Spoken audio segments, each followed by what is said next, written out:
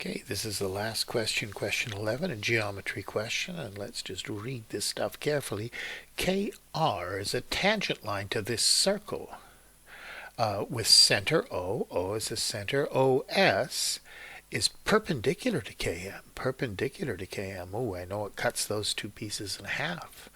Perpendicular line from the center. Yeah, and it's produced to T. It hits T out here. OT bisects this angle KOM, I think they mean. KOM, it bisects the angle. It says a D there. It means O.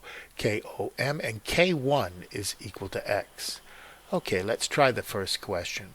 Prove that K1 is half as big as angle KOM. Prove that it's half as big.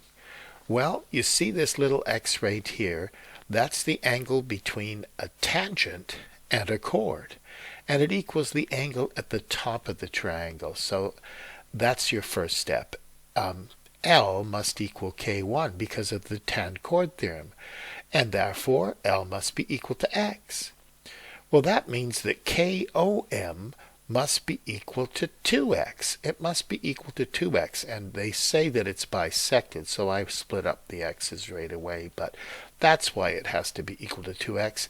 The reason being the angle at the center is 2 times the angle at the circumference.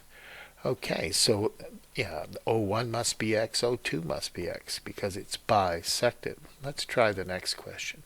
Prove that KOMT is a cyclic quadrilateral, that these are 4 points that I could fit a circle around nicely. Now, why is that true? Well, there's 3 different ways to do it, opposite angles, exterior angle, but I'm looking at angles in this same segment, TM.